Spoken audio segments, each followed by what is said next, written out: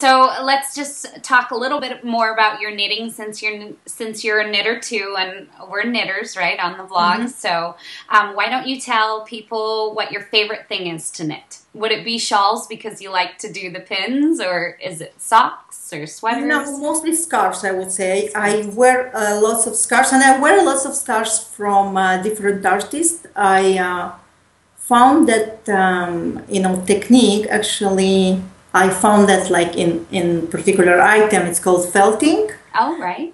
So I got a few of my scarves felted from two different artists and really like them. So some of them I can wear with my shawl pins. Not all of them I can really poke because if it's silk with felting.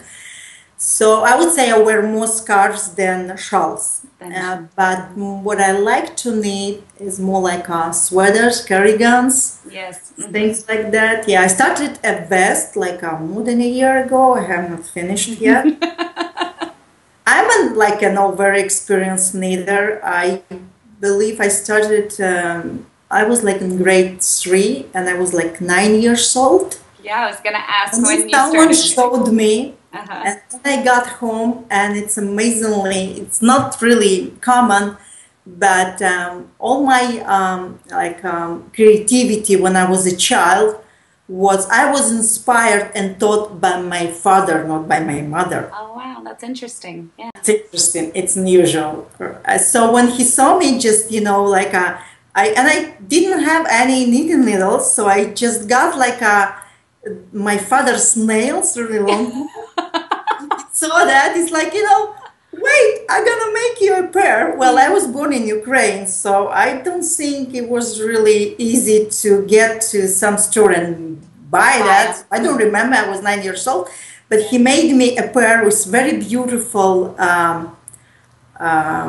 like a plastic pearl, I believe, beads at the end, like a stoppers to use, right?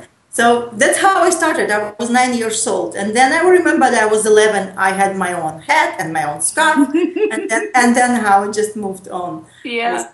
So I'm very experienced knitter, I believe.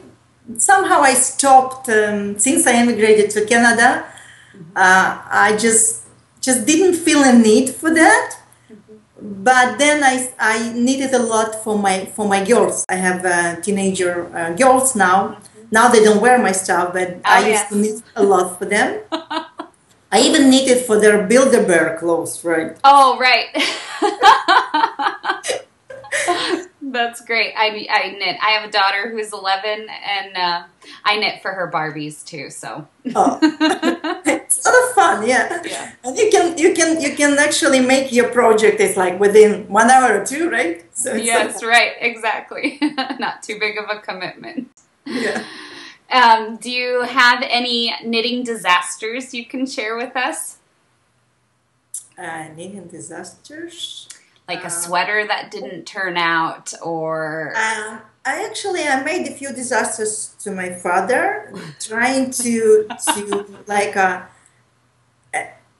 make some, I was knitting a vest for him, and it just turned out really, really big, and he was teasing me all the time with this, so I made him like a double size something vest, and I was like, so this kind of disasters, yes, and lots of disasters. I was like, I don't know, I always tune my disaster into something useful, right? Oh, good, yeah. So I was making, it was maybe 6-7 years ago, maybe I'm wrong.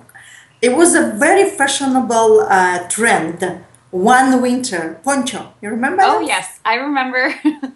So I realized that I'm gonna make myself one. So, and basically making, I believe, 2 rectangular pieces for those. And then I needed to, the biggest problem for me to find time to join all the pieces. Right. Yeah, when everything is done, now I need to join them, right? Yeah. So that's the problem. That's the showstopper. So somehow winter ended, and then finished, gone. And then next year, no one was wearing ponchos anymore. Right. So I was looking into those 2 rectangular pieces and saying, what am I going to make out of them? So you know, I think I changed a little bit at the end, and I made myself a beautiful, not vest, it was a sweater. And actually, you know, like it turned out very interesting because I would never think this way to Right. knit. Because basically it's really straight Right here, here. yeah, and open, so I can wear like a tank top underneath. I love it, and I used to wear it a lot. I think I have a picture of on my website what it says about me, and I'm wearing that sweater. Oh, good. Actually. I'll link to it. That's great. See, that's Yeah, if you disaster, then you like, you know, close to the finish that you basically now can put the whole piece to try it on to see how it turns out, and then you don't like it. right, right. So, and I'm starting all over again. That's great. That's a good knitting disaster story. You took something and turned it into something that you loved. So I think I had another disaster when I did not calculate the right amount of my yarns, and then I needed to buy again, and then I went to the same store, but the batch was different and it was a little bit different color. That was bad. I think every knitter has that disaster story. It's happened to me so many times. Well, Inna, thank you so much for being here on the blog. It's really neat to have different artists, not just yarns and, you know, knitting related stuff, but your beautiful shawl pins that are so lovely. And for somebody who is a shawl knitter, I love shawl knitting. It's my absolute favorite. It's really, next project. yeah, it's really nice to have different options to put with your beautiful, you know, your beautiful creations, two creative subjects to put together. So it's very nice. Thank you so much for being here with us. Thank you for inviting. It's been a pleasure. Bye, Veronica. Bye. Bye.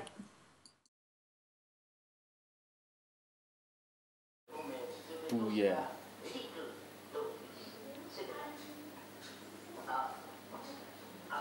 It's recording. See the fish in the background? What is it? It is a book. I give you a chance. Is it a pencil? Yes.